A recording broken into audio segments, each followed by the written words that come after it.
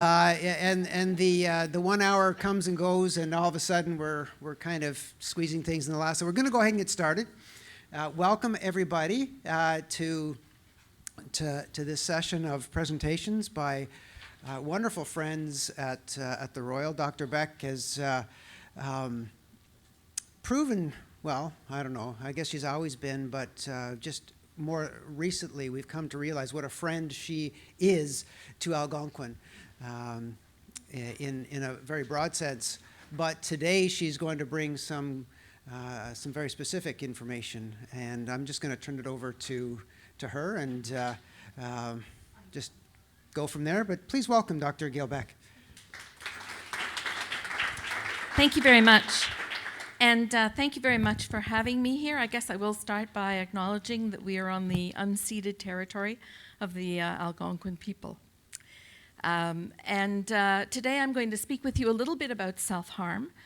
And I thought I'd just start with a tiny statistic about, unfortunately, how familiar the youth program at the Royal has to be about that.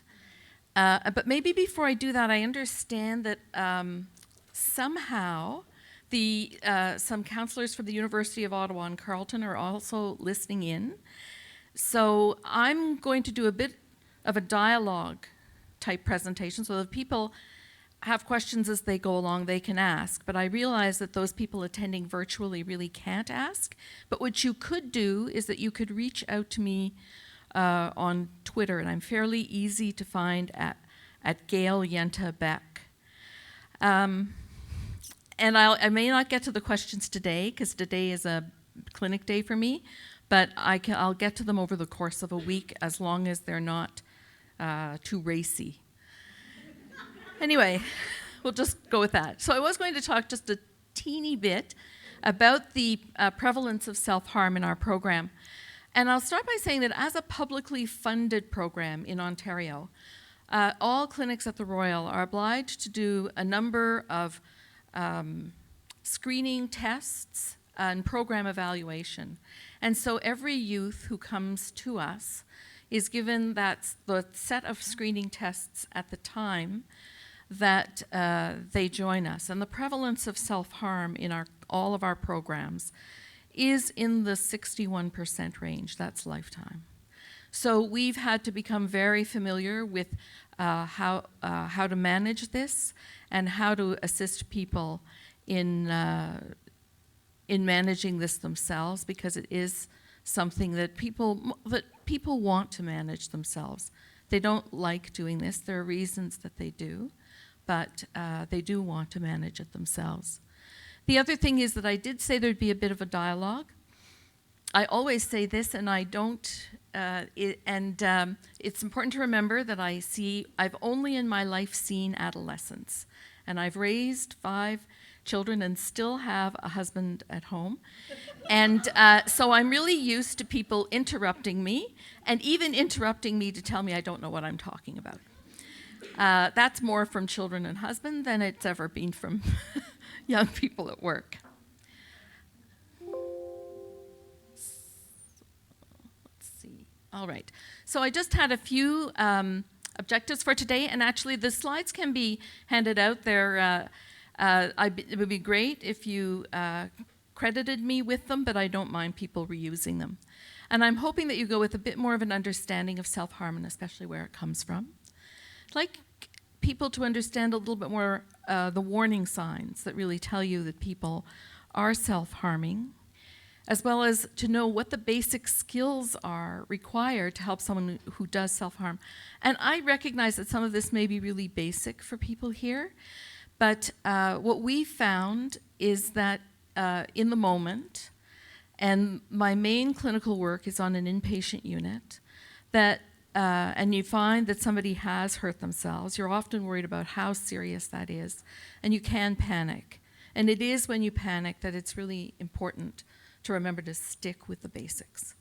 And whatever you can do in that moment to remain calm, because the person you're with is probably not very calm themselves, then the better that is.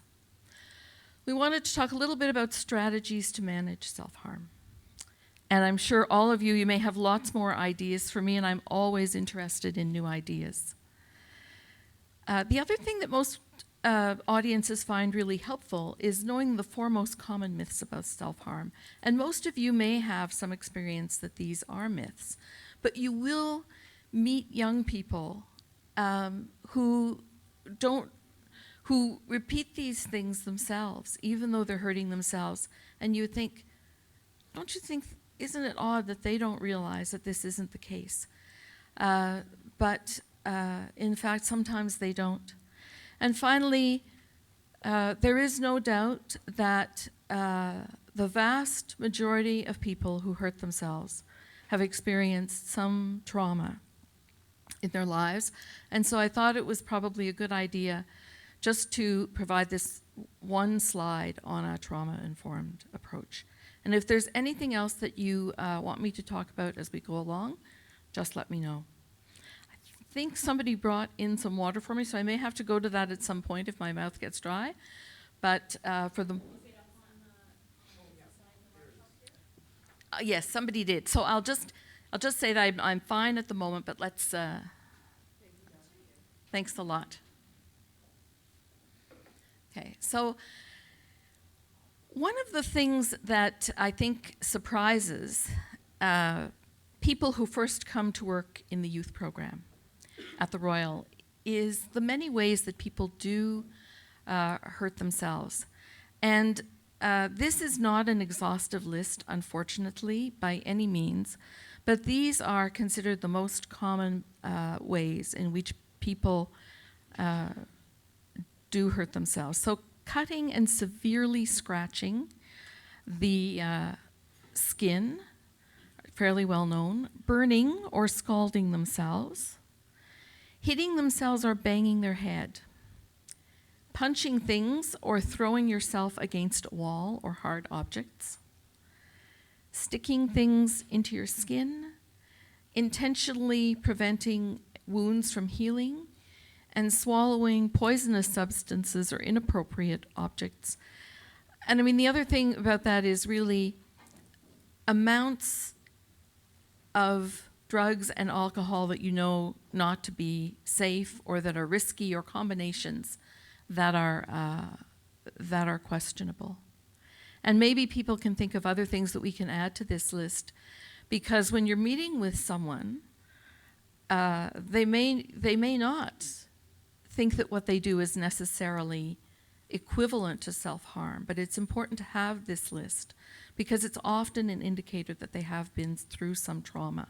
And getting to the fact that they've experienced some trauma is important. I think we should always be using a trauma-informed approach, and we're really working very hard on that in the program at the Royal. But sometimes we forget, and it's easy to forget. But when you do forget, I think then one is at risk of missing some ways in which people do hurt themselves.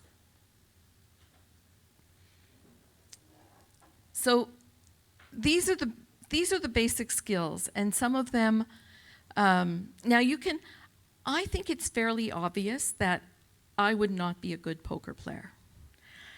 And so I do not have that kind of poker face. And so I've given up years ago trying to do that. It's just pointless as far as I'm concerned. But what I am pretty good at is remaining calm. And believe me, so my children today are 30. There are 2 31-year-olds. There's a 33-year-old, and there's a 35-year-old. And I need to tell you that when they were 15, 2 16-year-olds, a 17-year-old, and a 19-year-old, learning to be calm is a really important thing.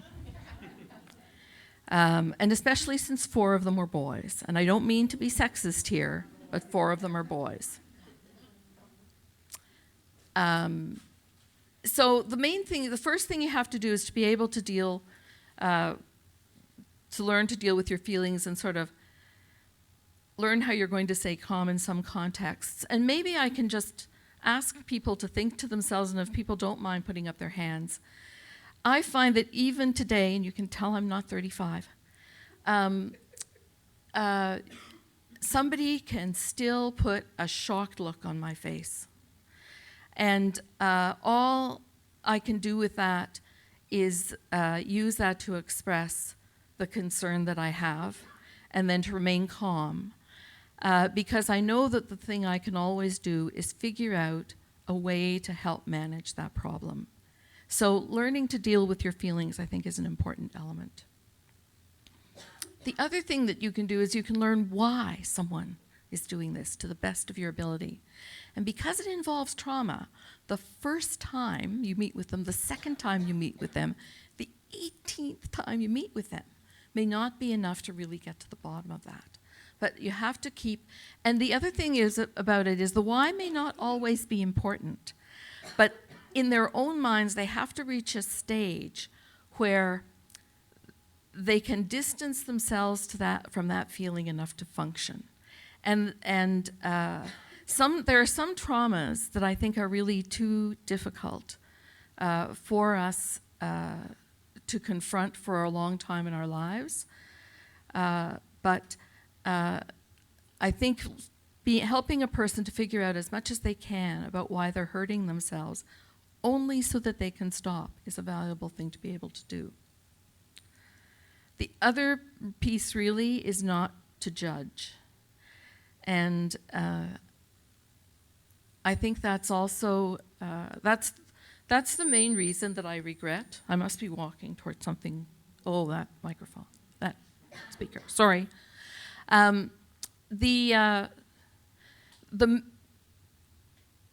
main reason that I wish I could sort of school my face a little bit better and get it to look, neutral in a way that's really neutral, is that often the interpretation, if my face shows, concern in the wrong way, is that people will feel I'm judging them, and I think that that's the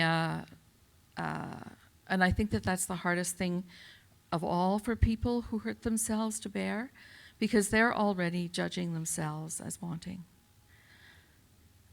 And support, not ultimatums. Everybody who has worked with someone who hurts themselves knows that in emergency rooms, even from people who are therapists, they have heard ultimatums about either you will stop this or. And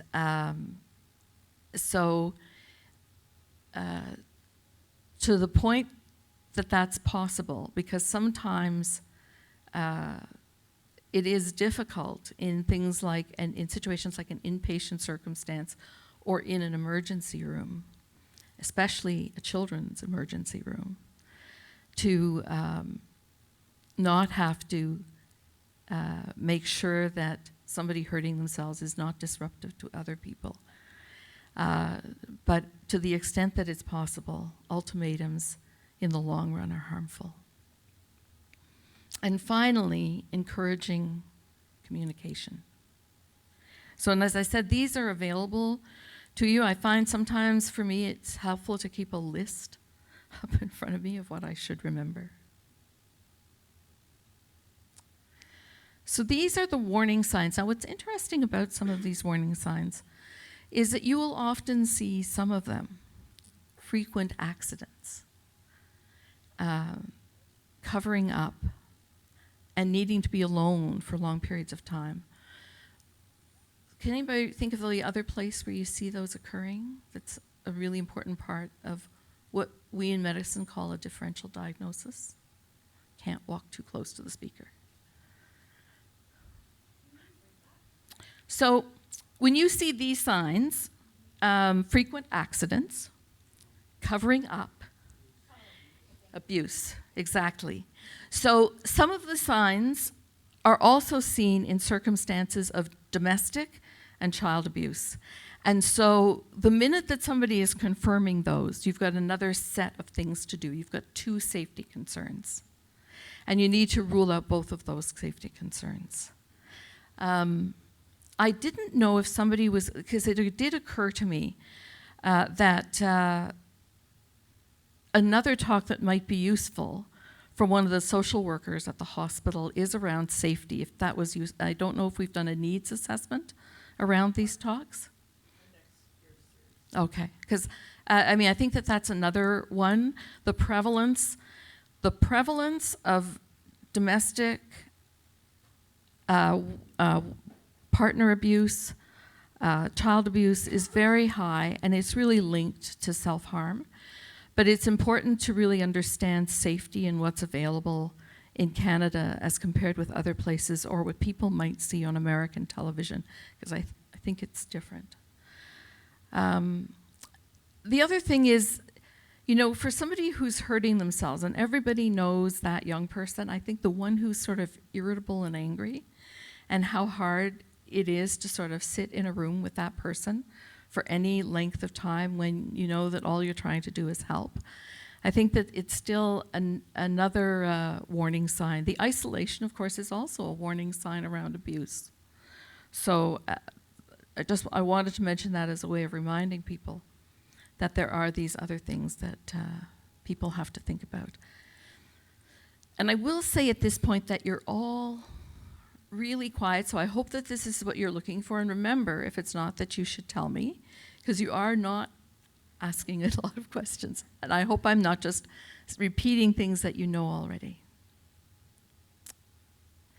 So these are some of the things that we use all the time with people. I'm sure people have. So let's just see here. I apologize to Carleton and the University of Ottawa that we can't have you do this. How many people have worked with clients painting, drawing, or scribbling to help them, to give them a tool for managing their self-harm? Okay, a few people. Like this a lot. And I do notice a couple of people with their cameras. There's no need to do that. We can send the slides to Doug, and he can give you full access to them. There you go. So I don't mind, again, if people have them. I think that there's a very interesting, for anybody who is on Twitter, and I think you can probably look it up, there's an agency in Britain called Scriberia, and it's on Twitter as Scriberian. Now, as someone who's never been good at art, these people scare me, because they believe that even people who've never been good at art and who aren't inclined to doodle, that if they begin to use art, and especially drawing, that helps them access parts of their brain, and it helps them to learn psychological flexibility and flexibility in general. And so they have whole courses where you can use drawing in your teams and in your groups to help build this flexibility. And I'm so intrigued by it as a notion, and I love the graphics they put out so much that I'm really tempted to get one of these courses over the holidays or their book and just see, because I feel that this is something that's very different than anything I do. And so it does make me wonder if it would pull out parts of things that would help my work and just help in general. The other thing, of course, is journals. We give out journals in a ton of our programs at the Royal. And I think that journaling is something that lots of people, and especially maybe in an academic setting where you often have people who are used to writing and used to expressing themselves in writing, and there's even a creative writing program here. So it's possible that using a journal would be really helpful. Poems and songs. Music and the rhythm of poetry access entirely different parts of your brain than writing prose. Always a really interesting thing. There are a couple of really good books I like. One is called A Poem for Every Day of the Year, and by the same curator, sort of person, A Poem for Every Night of the Year. And they have really very interesting poetry. And if you just think of some of the poems you know yourself, that you say over and over again, and the way the rhythm appeals to you, you can see what that's about. The other thing that I imagine that you could do here is that there must be an Indigenous drumming circle. Because, again, the rhythm of that could be a very calming have a very calming influence on a person. We do a lot of this stuff, draw what's going on, and people can scribble, write what's going on, and then rip it up. Actually expressing it somehow and then throwing it out, something symbolic that distances you from what the feeling is and then gets rid of it as a symbolic way of saying you can get rid of this. And finally, listening to music. And I don't know if anybody can think of anything else. Yes?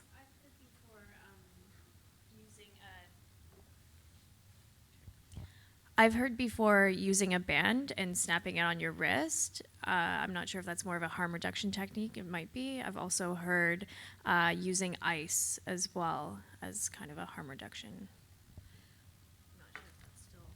Both of those, yes, people do speak about both of those.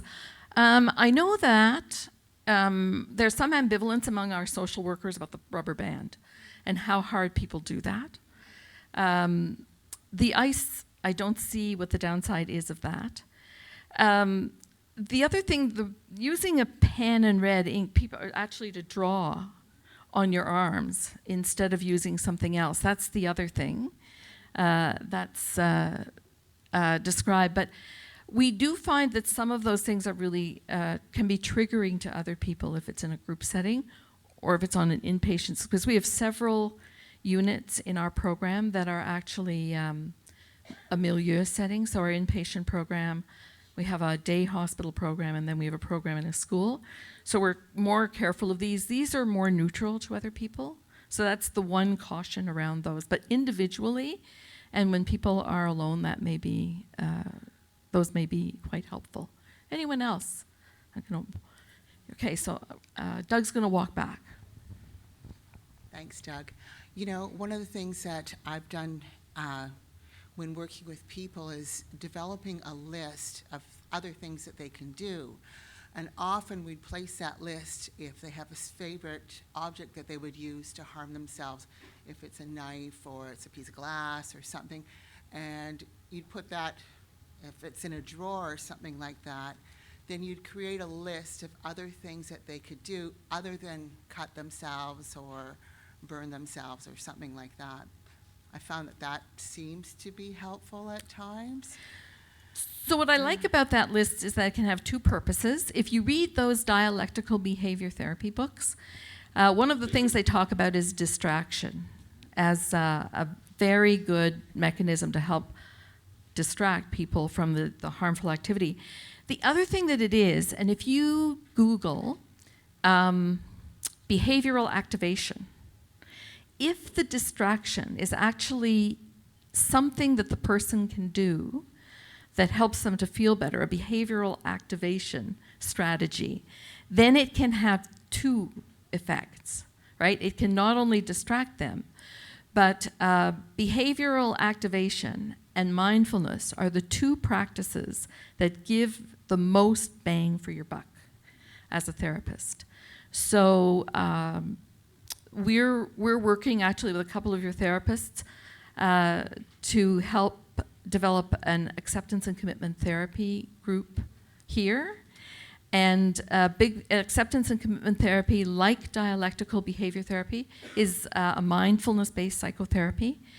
And for the acceptance and commitment therapy, I've literally said to the 3 people that we're working with at the Royal, if all everybody gets from our group is mindfulness, that will be a huge benefit. Because mindfulness is a difficult practice to learn, but tremendously beneficial. And I think especially in people who self-harm, to be able to learn a mindfulness practice is really valuable. I don't know, I'm sure there are other people who can relate to me here. Mindfulness doesn't have to be sitting and meditating for 20 minutes. My favorite mindfulness practice on a day like today that's going to be busy, run off my feet, is that at one point you just say to yourself when you're feeling overwhelmed, where are your feet? Right, so just where are your feet? And for me, I just plant them. take a breath, because you can get through every moment, even if you're having a difficult day. And it's a very good mindfulness practice. And so at one point on the wall of our inpatient unit, we do have written a big sign that says, "Where are your feet?" for people when they're having a day that's overwhelming. So just an idea that mindfulness doesn't have to be tons of time. There's one question there, and then I'll go to you. Yes. Hi. I was thinking about this from like a behavior change perspective, and wondering if you notice patterns of motivation for change that are different than in like addictions or any other sort of behavior that people want to change. Like, are people generally acknowledging that it's problematic and wanting to do something differently, or are they really holding tight to the things that they turn to when they're feeling that pain? I think it depends. I will say what I don't have, I'm not sure I have in this deck, is that for some people for whom self-harm has become really entrenched, there's no doubt that the harm reduction models of addiction treatment can be very helpful. And so we do turn to those for people who, if you were to go through one of those addiction checklists, it would look as though self-harm is something that they're addicted to. I think that the other answer to that is, so again, take that context that I'm an inpatient psychiatrist. And so we can, inpatients, people will limit their self-harm. Depending on how you develop their plan. So if part of the plan we have to develop is for someone who chronically hurts themselves and is always thinking about killing themselves, we really try to implement some kind of step-down program. We try not to have them in hospital too long because it's unrealistic. And then we try to move them to an environment that has a fair amount of support around it. So it's almost like a gradual desensitization, right? Less and less support until they feel more comfortable. So that's the depends kind of answer, right? That, and I say that because it is a very behavioral approach, if you like. Does that make sense? Was that what you were looking for? I guess I was wondering if there are any trends in how people present it relative to other types of behaviors, and whether or not this group tends to be different in that way. I think the main way that this group, the group of people who hurt themselves, is different from one other big group is there is a group of people who do not self-harm by and large, but who periodically make suicide attempts, right? So the classic major depressive disorder or episode with periods of relative wellness in between, so no persistent depression. That's the one thing we really do try and distinguish from, are the major depressive episodes. Part of the reason that we do that is the lethality of the people in Canada, the lethality of the people who have major depressive disorders and what they do when they're trying to hurt themselves tends to be much more lethal than for those people who have a chronic history of self-harm. It's not to say that they don't take their own lives, they don't die by suicide, but it is to say that there is such a difference that we distinguish that. The one place where I know that they're doing some studies, and I think that this is important, because it speaks to their tremendous epidemic, is that, of course, in the United States, where they have much better access to a lethal weapon than we do in Canada, even people with a chronic history of self-harm who get access to a gun have right at their disposal something that would make it easy to go beyond self-harm. And I know that there are centers in Colorado now, parts of California, and parts of New York State really looking at access to a gun and how that changes self-harm. It's actually difficult to study that still in the States because, of course, their culture is so gun positive. Anyway, and I think, was there another question over there or just coming down here? When we were talking about self-harm in different types, one of them that I notice, and I'm sure some of my colleagues might as well, when there's an eating disorder, but specifically like I'm restricting because I'm not feeling okay. And one of the things I found sometimes helpful when we're talking about self-soothing, I'm just curious, I don't know if you've ever heard of Peter Levine and his self-soothing techniques of holding. So I have heard of that. I will say I'm not as familiar with the eating disorders. We have a big divide in the mental health world in the sense that for a program like mine, the eating disorders are primarily treated at the Children's Hospital of Eastern Ontario. Because we don't have access to the medical supports that you really need in a robust eating disorders program.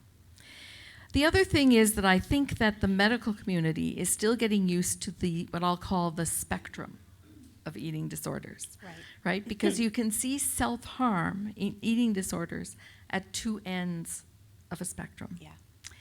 And I've found it more difficult when you have someone who's restricting to figure out when this restricting is linked to the dynamics of an eating disorder versus the dynamics of a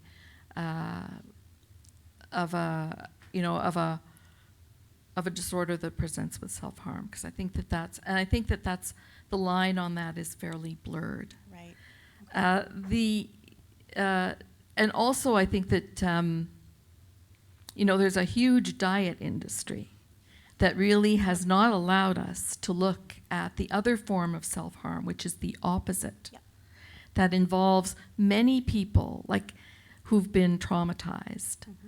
Who do and especially sexual trauma, overeat. And actually, a book that I read about that, and only read it if you don't think it would trigger you, but it's so moving, is Roxane Gay's Hunger. And it's autobiographical.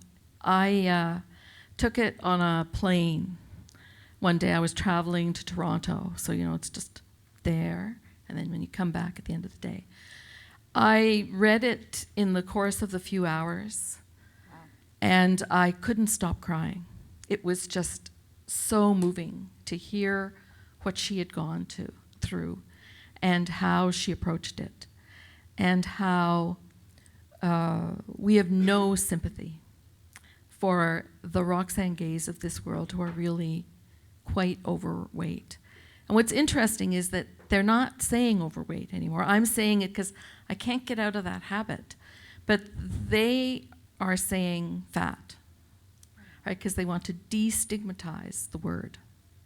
So I try to be respectful of that because I think that they're working very hard to understand where that comes from. And I think that in the same way as in years gone by, our homophobia has been well documented. I think that the fact that as a society we have a fat phobia, a culture, we have a fat phobia promoted by a diet industry, I think is something that we're also going to have to come to some kind of peace with at some point.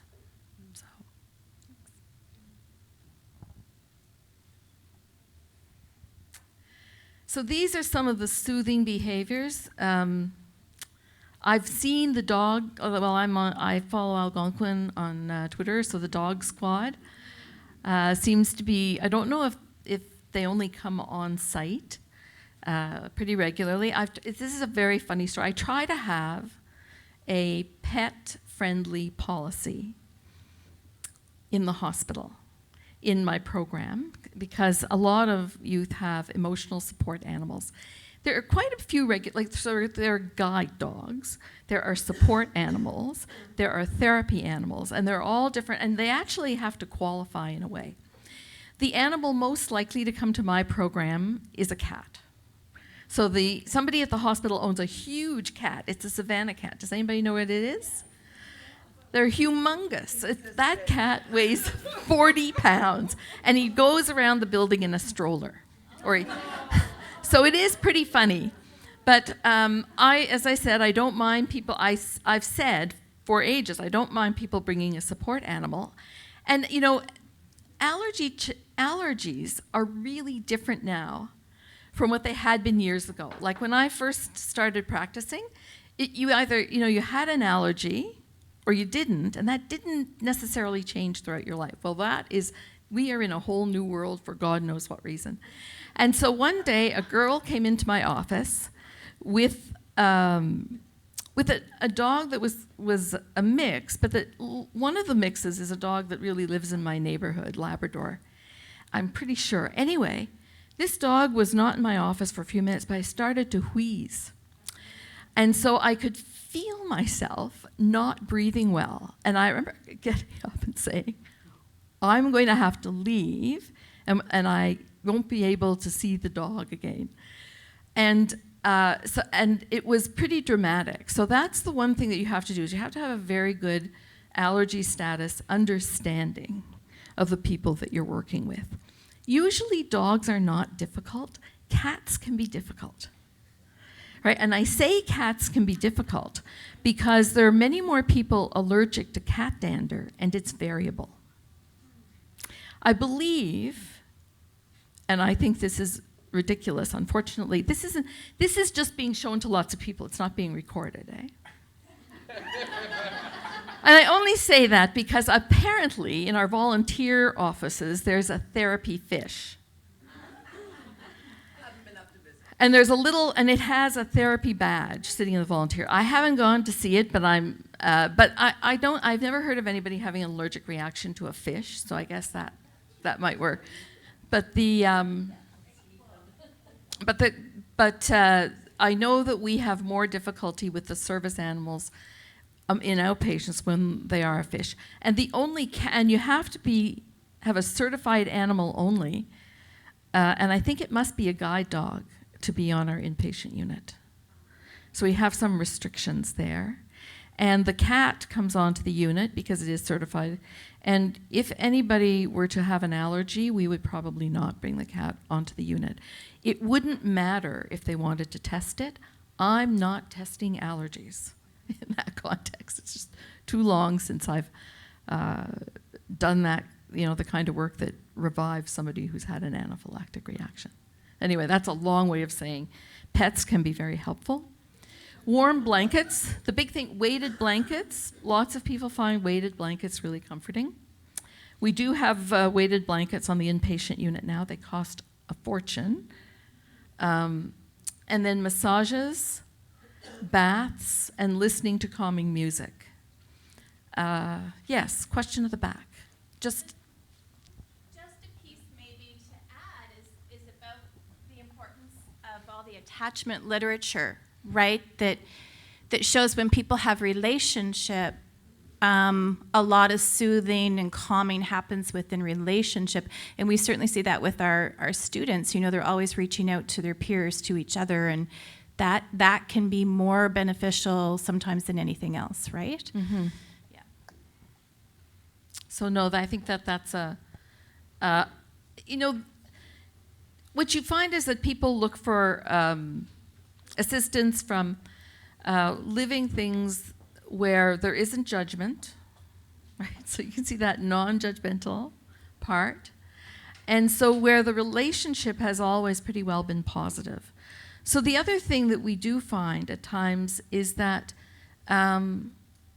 grandparents can be very helpful in brokering peace in families where there's been a lot of harm. And of course, for the place where we see the most self-harm in the one diagnostic category, borderline personality traits and disorder, that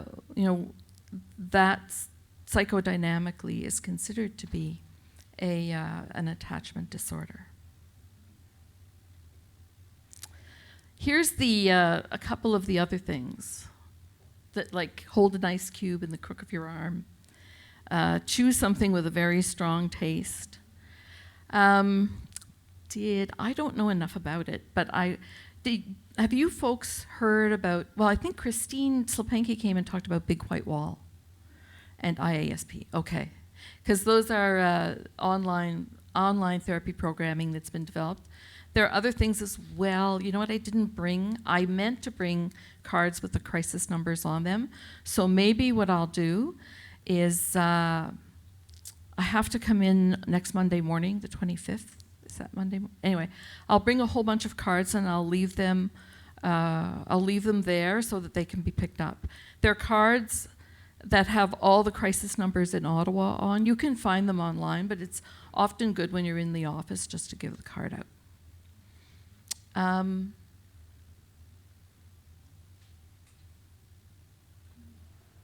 These some of the other ones: exercise vigorously, punch a pillow, squeeze a stress ball, rip something up, and make noise.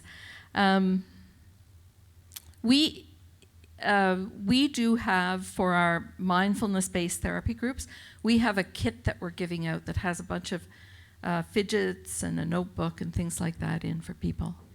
But I find that the youth who self-harm use fidgets a lot, right? It is as if they're looking for something to do with their hands. And they often have some really creative fidgets. The myths, okay. People who cut and self-injure are trying to get attention. I think that people are pretty familiar with this. The thing about it is, for the most part, people who do this do it in secret. This slide, I thought I put the credit on it. I believe this is from the National Health Service in England. People who self-injure are crazy or dangerous. I don't feel there are many places in Canada where this happens any longer, but I could be totally wrong. And people who self-injure want to die. Often, of course, it's a coping mechanism for feelings that are too painful. And if the wounds aren't bad, it's not that serious. All of those, and since you'll have access to it, the reference is not on that, though. So I'll correct it and put the reference on when I send over a second deck. Because it's good to have the reference. There were lots of material in this particular NHS website. Now, I want to talk finally about trauma-informed care. I went to a terrific conference, and I was telling Sarah about it on my way over. And it was given by the Fenway Institute in Boston, so Harvard University, and it was called Advancing Excellence in Transgender Healthcare. And we did this because I'm not certain that in our youth program we are as gender sensitive as we need to be. I'm not sure that I can tell you, I went to this course and there was a set of, and so in the course, some of the samples that you could take away included stickers with preferred pronouns. Now, we've been using a lot preferred pronouns for a long time in a lot of our programs and provide people with a way of saying what their preferred pronouns are. But I spent an entire weekend at this conference, and I still don't understand, unfortunately, even though I've asked people, the meaning of when your pronouns are she and they or he and they. And so it's just by way of saying that I went with a purpose to learn and to figure out how we could be more gender sensitive.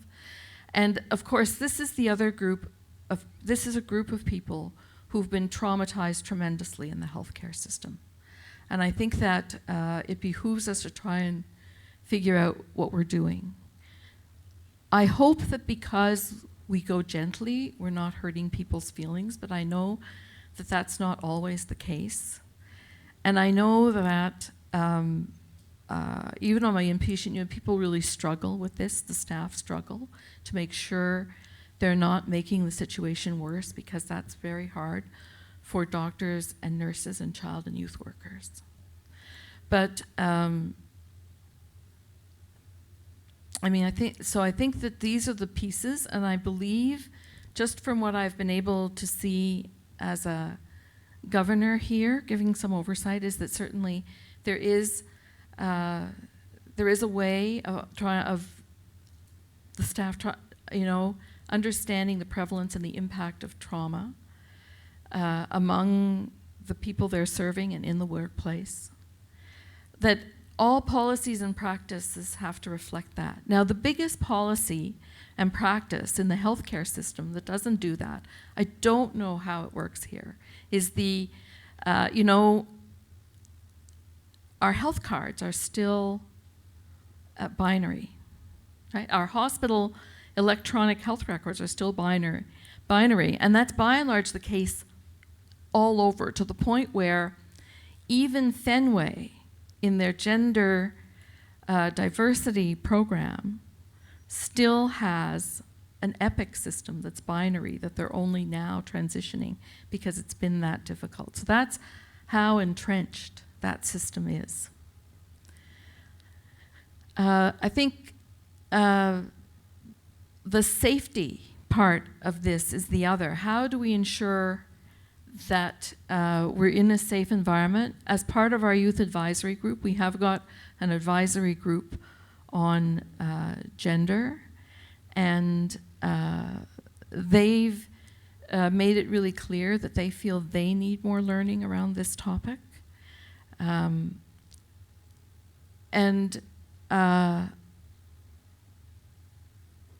The choice and empowerment, and to be strengths-based. So again, you're going to have access to these so you can really take a look at it. And I have provided the reference on this one so that you can look up the full reference. But I think that even more than a hospital mental health program, that a college is going to be on the front line. And I know that your student services is trying to do a very good job to stay informed about gender, move away from the speaker. But I think it's a really complicated topic. And I think that, as I said, my experience even with young people, including them in the discussion, has not helped us move along as fast as we have, because we're all still learning about this topic. So those were the slides I wanted to show. We've got about 10 minutes for general questions. I hope this was what you wanted to hear. And I'm quite willing to address questions and concerns that you have, and I hope I haven't been too boring, because in the people I normally serve, boring is deadly. Yes. I just had something to quickly add on the trauma-informed care. So there's a Sheldon Kennedy Child Advocacy Center. It's in Calgary. I don't know if you've heard of it, but they have... Oh, that's awesome. They have a Being Trauma-Aware training, and I would recommend it to anyone, honestly, anyone who's in the student services, and being able to add trauma-informed care and trauma-informed awareness into your practice. It's free of charge. It's just online, really easy to do. I loved it. Yeah. Thank you. That's a great tip. I do know Sheldon Kennedy. For a while, I worked on a panel on child abuse, working with Ronna Ambrose, who's very committed to ending child abuse and ending women abuse. She's advocating that judges, she advocated as a minister of health, as a leader of the opposition, and even now as a private citizen, that we should be training judges in this country around sexual assault. Barely a week goes by that some judge doesn't do something stupid over a sexual assault case. It's really quite amazing, and it really emphasizes this. But Sheldon Kennedy, as somebody from Alberta, we've visited his center, and then he joined the group. They are doing amazing things. And of course, it's his foundation, and he funded it. And I think that what's amazing about him, given his background as a professional hockey player, is that he was the hockey player that broke the story about the abuse of young athletes by their coaches. And he paid a huge price for that, right? In addiction and in banishment. Like, he was shunned for a period until people were really accepting of what he had to say. But it was, I think, tremendously important. He felt that not having spoken about it had a negative impact on his life, and he had to move forward.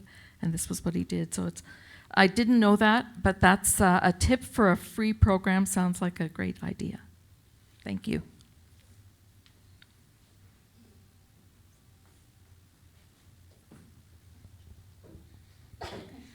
I just have a question around assessing risk when you have self-harm, pretty high intense self-harm behavior. So like maybe cutting on the wrist with sharp objects like knives, so it is possible to go deep. But on top of the self-harming behaviors, they're also having high suicidality. So in general, so there are a couple of tools for people to look at. And recently in the Canadian Medical Association Journal, a paper was published. The lead author is William Gardner, who is a clinical psychologist and researcher out of Brain and Mind Institute. And in it, he looks at the high association between a history of self-harm and eventual suicide. It's a really good study. It got a lot of hype. It deserves that. And it was, so it's worth looking at that. In an emergency setting, you can make mistakes. You make mistakes with the people who self-harm more in a way than you make the mistakes with the people with major depressive disorder. Not that you don't make mistakes there. Where you make mistakes with the people with major depressive disorder is that they don't tell you, right? They don't, they're determined. And so when they're most determined, you hear nothing from them. So you have to almost develop a sixth sense around them. But we look for the people with a history of chronic self-harm. We try to get an idea of the baseline. The other thing that sadly we do in our population is we beg people to work very hard around harm reduction at this stage, because I can tell you right now that there isn't an adult hospital in the country that doesn't fix whatever happened and send people out without even having them see psychiatry. Right? So we know that happens there, and part of the reason is there just are not the resources to assess all of those people in an emergency setting. So when they do assess them, they look at what's the chronic level of suicidal self-harm behavior, what's typical. So if it's typical that they're always doing this, what you really look for is a shift. So if they're not always doing it and they shift, well, that's a danger sign. It's not uncommon to have a history of self-harm and chronic suicidal ideation. It's when you see a change that you have to begin to worry. And actually, Deanna Mercer in Ottawa has done really good work in this regard. The problem is Deanna Mercer's groups can see about 36 people at a time. And the problem is a lot bigger than that. And I'm not even sure to what degree Deanna herself is working any longer, because, she's not young. The other thing that's really telling is that there is a tiny DBT program, the Mercer program, out of the Ottawa Hospital. But my institution doesn't offer dialectical behavior therapy beyond age 18. I think CMHA has developed a program, probably out of sheer, there wasn't an option, right? That was the vast majority of people they were seeing. In the youth programs around the city, we have not enough DBT, but we offer it in almost every program for adolescents. So Youth Services Bureau has a big DBT program. CHEO has a DBT program for youth under 14. Put that on for a minute, under 14. And we have the DBT program for 16 to 18-year-olds. Again, our maximum coverage through the year is probably about 32 people. CHEO's has a revolving process, so theirs can be, I think they can get as many as 50 people through. Remember, 14 and under at CHEO. I think that the DBT program at Youth Services Bureau is in the context of their Bridges program, which both CHIO and the Royal contribute people to. And they've got about 36 people at any given time. So it's not a lot of service, but they're much more service in youth than are in adults. So for that group, we really look at, is there a difference in the lethality of the behavior? And then we would do a quick, and I'm not sure how many people they're admitting, because even in the psych wards at the adult hospitals right now, we're aware that they have a lot of patients whom they can't discharge. So their admission rate is very low. We're doing whatever we can to manage that, but their admission rate is low. And we transferred someone last week from the Ottawa hospital, and they had been there for 2 months, not in a bed. So. Can you just clarify around when you were talking about the shift? Is that a positive shift or a negative shift? Negative shift. Okay, and can you give an example, just so that everyone's on the same page? So, about sometime in August, we admitted a young woman to my program. She was with us for 2 days. And she'd been at CHIO, and she said, just have to get out of here. Can't stay in a hospital any longer. And signed herself out. We were aware that she had been using a significant amount of cannabis. And we had sort of hinted she might want to look at that. She apparently went home and was clean for 6 weeks, and then the program that we'd referred her to picked up, and she'd been doing not badly. In the last 2 weeks, so she's still hurting herself. Her brother, who is about 2 years older, got access to medicinal marijuana. That's an oxymoron. So all of a sudden there was a place for her to get cannabis, and she started using once a week as a treat. You know, the way you break your diet on Saturdays or something. And so they saw an increase in her self-harm again. It had been at a fairly steady rate of every now and then for circumstances that people expected. So it hadn't completely disappeared. She was working on it to some degree. But then when she had this complete shift, all of a sudden the self-harm was more severe. She was cutting deeper. She was contemplating running in front of cars. And she began to have more persistent and more serious suicidal ideation to the point where people thought she was playing. So there was a clear shift in what the pattern of self-harm that people have is felt to provide some comfort. When it looks as though it starts to take a different goal, that's when you start to worry. Can you get an assessment? I know that we probably do assess better at the Children's Hospital of Eastern Ontario. No doubt about it. We're burning out docs and residents doing that. But we are trying to do that, and we do try and do it on an outpatient basis to the best of our abilities. So I know that with our dialectical behavior therapy programs, the people that we see in outpatients they have access to a therapist, and they can probably have a phone conversation the same day and possibly get in the same week. The only time that isn't going to be true is at Christmas and exam time, right? Christmas is a big couple of weeks, and during any of the exam periods, you can't figure out if you're coming or going. I don't know if that happens here, but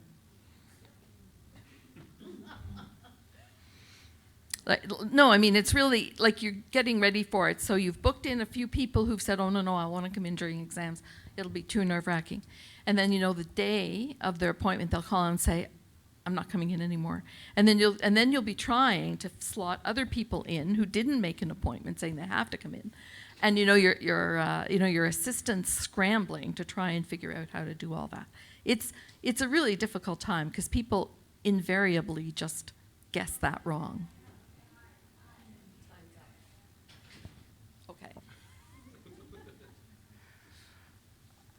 I guess our time's up. Thank you, Dr. Beck, and I just have to go get this. This is just a small token, just of our appreciation and our thanks. Thank you so much.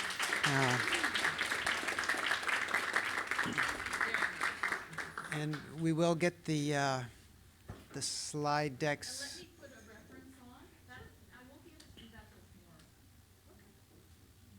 And thank you again for coming, and have a really good rest of your day.